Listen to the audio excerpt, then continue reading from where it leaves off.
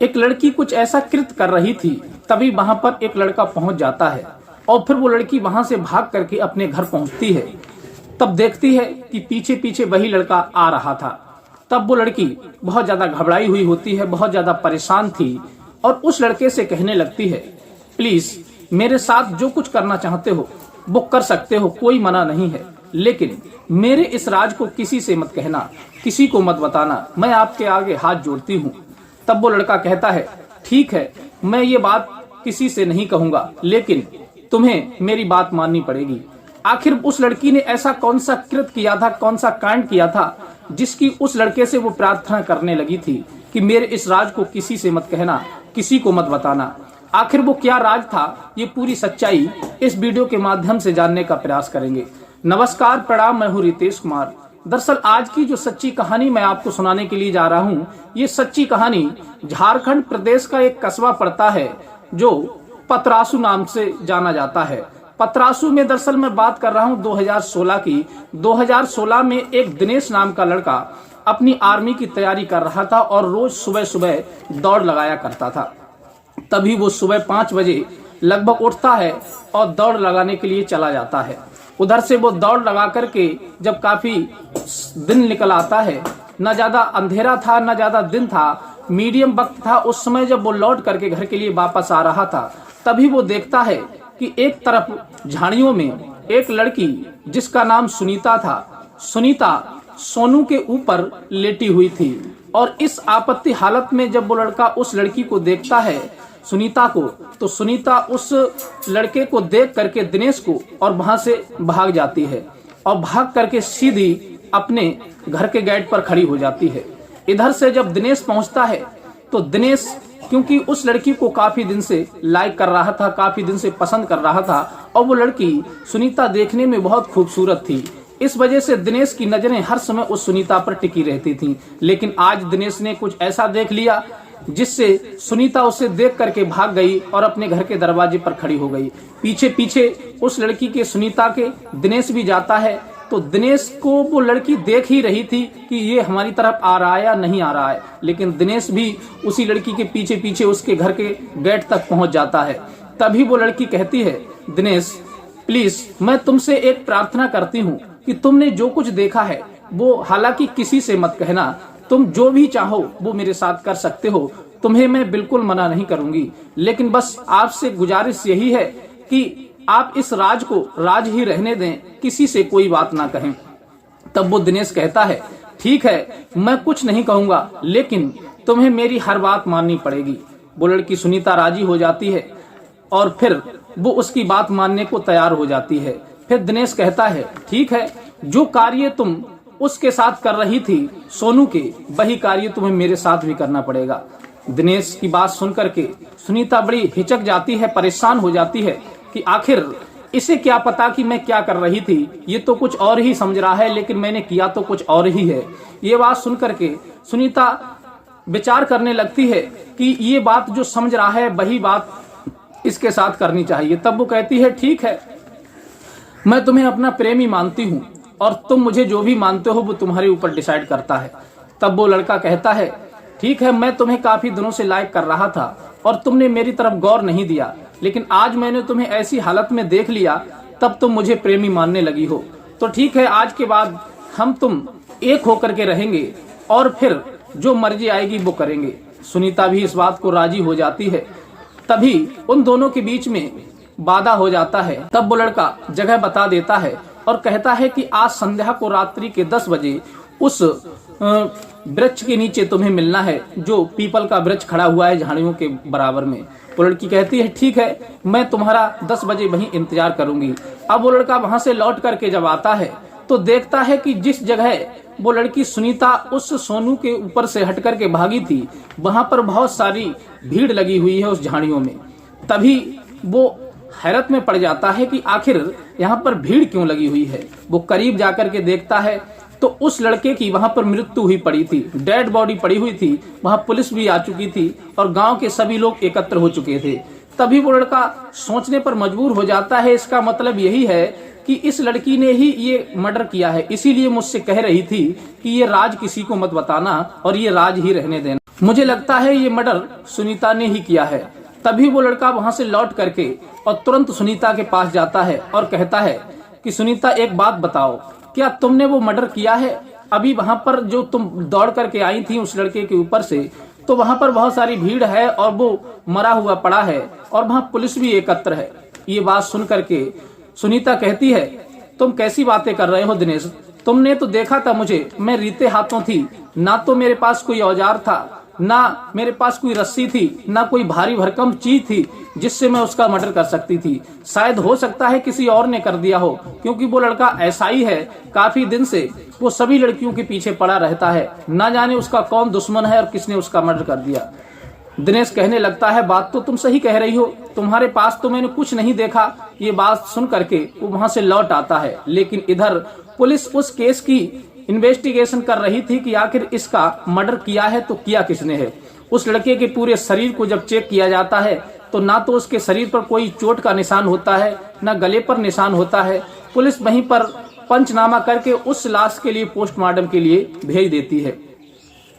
उधर तो उसकी पोस्टमार्टम हो रही थी, लेकिन जैसे ही संध्या होती है, रात्रि के 10 बजते हैं, तभी वो सुनीता उस पीपल के वृक्ष के नीचे झाड़ियों में पहुंच जाती है और इधर से दिनेश भी पहुंच जाता है, क्योंकि दिनेश के मन में वैसे भी लड्डू फूट रहे थे, क्योंकि वो काफी दिन से सुनीता के लिए पसंद करता था, लेकिन उसकी हिम्मत काम नहीं कर रही थी कि सुनीता से मैं बात कर सकूं। लेकिन अकस्मात एक ऐसा मोड़ आया कि सुनीता ने स्वयं अपने मुंह से उससे कह दिया कि तुम मेरे साथ जो करना चाहते हो कर लो। बस यही विचारों में वो खोया हुआ था। तभी वहां पर रात्रि में 10 बजे से पहले वो पहुंच जाता है और इधर से उससे बाद में सुनीता भी पहुंच जाती है। अब वो सुनीता को देख करके बड़ा खुश हो जाता है, बड़ा प्रसन्न हो जाता है और कुछ बिना बोले ही सुनीता की कौली भर लेता है और प्यार करने लगता है और कहता है कि मैं काफी देर से यहाँ पर खड़ा हूँ और तुम्हारा इंतजार ही कर रहा था। एक बार को तो मुझे लगा था कि तुम आओगी नहीं, तुमने बस मुझसे यूं ही कह दिया है। सुनीता कहने लगी, ऐसे कैसे हो सकता है कि मैंने तुमसे कह दिया और मैं ना आऊं। उसी वक्त वो बहुत ज्यादा दोनों एक दूसरे से लिपट जाते हैं और अपने मन की तृप्ति पूरी करते हैं। एक बार नहीं, कई बार दिनेश और सुनीता के सारे संबंध बनते हैं उन झाड़ियों के बीच में, और उसके बाद में वो दोनों लोग काफी देर 2-4 घंटे एंजॉय करने के बाद में वहां से लौट करके चले आते हैं। और दूसरा दिन जैसे ही लगता है, तब जो पोस्टमार्टम की रिपोर्ट आती है, उस रिपोर्ट को लेकर के पुलिस गांव में आती है और बताती है कि इस लड़के की मृत्यु जहर दे करके की गई थी। अब मुझे ये जानकारी जुटानी है कि आखिर इस लड़के को जहर किसने दिया था। इस बारे में अभी तक कोई सुराग नहीं मिल पा रहा है। पुलिस काफी परेशान थी, काफी इन्वेस्टिगेशन कर रही थी, हर किसी व्यक्ति से पूछताछ कर रही थी, लेकिन एक भी बार उसके हाथ सबूत नहीं लगा था पुलिस के। अब बार बार वो अपने दिमाग में यही सोच रही थी, सुनीता कहीं ऐसा ना हो कोई राज खुल जाए और फिर मैं पकड़ी जाऊं। तभी पुलिस के मुंह से ये बात सुनकर के दिनेश फिर दोबारा से सुनीता के पास पहुंचता है और सुनीता से कहता है कि सुनीता, एक बात समझ में नहीं आ रही है कि जो सोनू था उसकी मृत्यु ना तो किसी हथियार से की गई है, ना किसी और चीज से की गई है, उसे तो किसी ने जहर दे करके मारा है। सुनीता कहने लगती है, तुम्हारे सामने मैं तो ऐसे ही आई थी और वो लेटा रह गया था, लेकिन उसके बाद में पता नहीं उसे किसने जहर दे दिया, वो ना जाने कितने लोगों से मिलता है। दिनेश कहता है, बात तो तुम सही कह रही हो, पता नहीं उसकी मृत्यु कैसे हुई है। सुनीता इन बातों को सोच सोच करके बहुत ज्यादा परेशान होने लगती है, उसके चेहरे पर पसीना आने लगता है। तब दिनेश कहता है कि तुम डरो मत, अगर हालांकि तुमने भी सोनू को मारा होगा तब भी मैं तुम्हें जेल नहीं जाने दूंगा, क्योंकि तुम्हारा जो जुर्म है वो मैं अपने ऊपर ले लूंगा, क्योंकि अब मैं तुमसे इतना प्यार करने लगा हूं कि एक पल भी तुमसे दूरी जुदाई मुझसे नहीं सही जाती। इसलिए तुम चिंता मत करो, पहले तो ये राज खुलेगा नहीं, और खुल भी जाता है किसी वजह से तो ये सारा केस मैं अपने ऊपर ले लूंगा, मैं जेल चला जाऊंगा, लेकिन तुमको परेशान होने की कोई जरूरत नहीं है। ये बात जब सुनीता सुनती है तो वो बहुत ज्यादा खुश हो जाती है, बहुत ज्यादा प्रसन्न हो जाती है और फिर अपने प्रेमी दिनेश को गले लगा लेती है और फिर उसे पूर्ण विश्वास हो जाता है कि दिनेश अब इन बातों को किसी से नहीं कहेगा।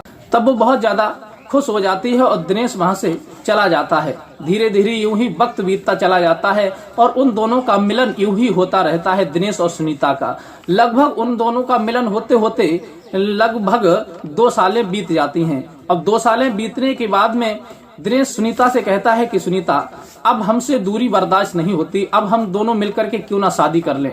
तब सुनीता कहती है कि अगर तुम सच्चा प्यार करते हो तो जरूर मुझसे शादी करो, मैं भी तुमसे शादी करने के लिए उत्साहित हूँ। तभी वो दोनों की वार्तालाप होती है और शादी के लिए राजी हो जाती हैं।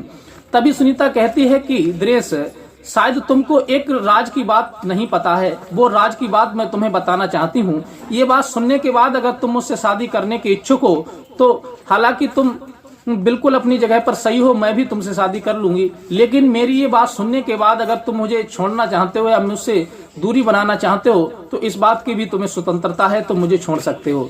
दिनेश कहता है कि आखिर ऐसी कौन सी बात है जिसे सुनने के बाद मैं तुमसे दूरी बना लूंगा। तब वो कहती है कि मैं तुम्हें एक राज की बात जब भी बताऊंगी एकांत जगह पर बैठ करके। तब वो कहती है ठीक है।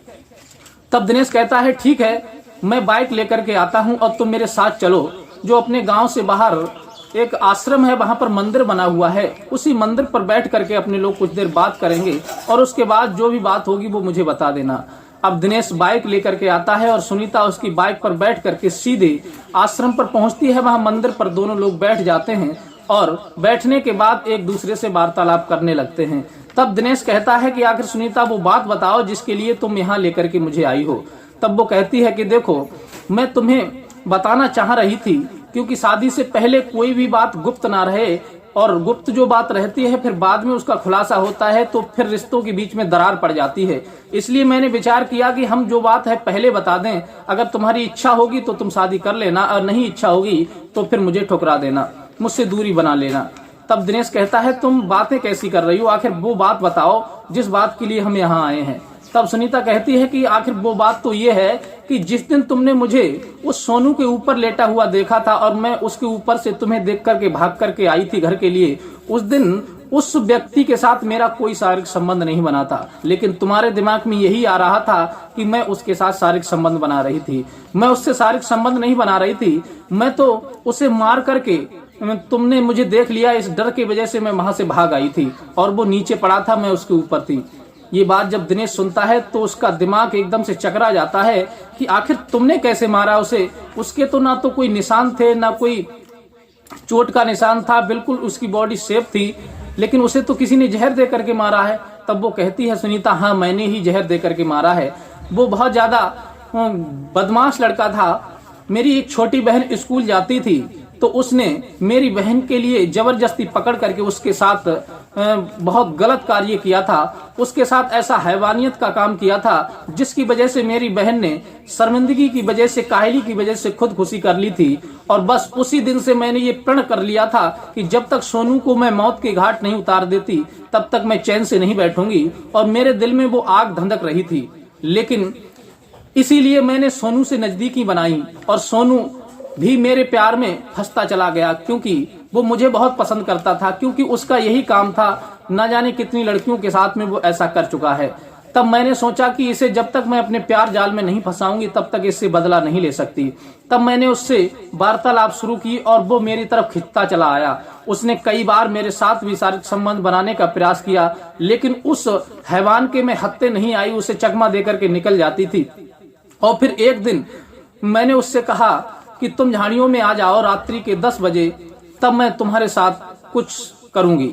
वो ये बात सुनकर के बहुत खुश हो जाता है और खुश होने के बाद मैंने एक बात उससे और बात कही कि तुम दारू पी करके मेरे पास आते हो, लेकिन आज दारू पी करके नहीं आना है, तुम्हें दारू लेकर के ही तुम्हें मेरे पास आना है और मैं तुम्हें प्याली बना करके दूंगी और वही प्याली तुम्हें पीनी है। ये बात सुनकर के वो बड़ा खुश हो जाता है और फिर वो अपने घर चला जाता है। और फिर मैं इधर मार्केट जाती हूँ, वहां से कुछ जहर की पुड़िया लेकर के आती हूँ और जहर की पुड़िया मैं अपनी अंटी में दबा करके ले गई थी और वहां खड़े होकर के उसका इंतजार करने लगी थी।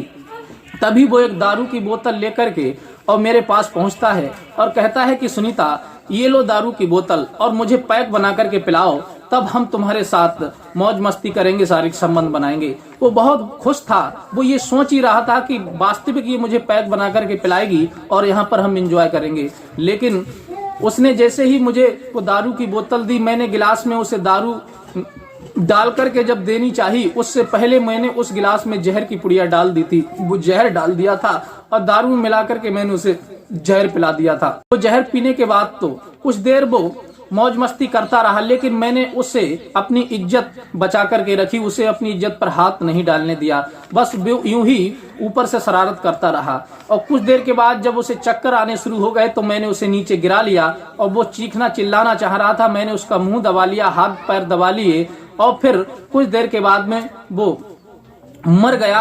पूरी रात बीत गई थी उसके साथ इसी प्रकार से, और सुबह जब तुम जा रहे थे उधर से दौड़ लगाते हुए तो तुम्हारी नजर मुझ पर पड़ गई और फिर मैं भाग करके तुम्हें देख करके घर चली आई।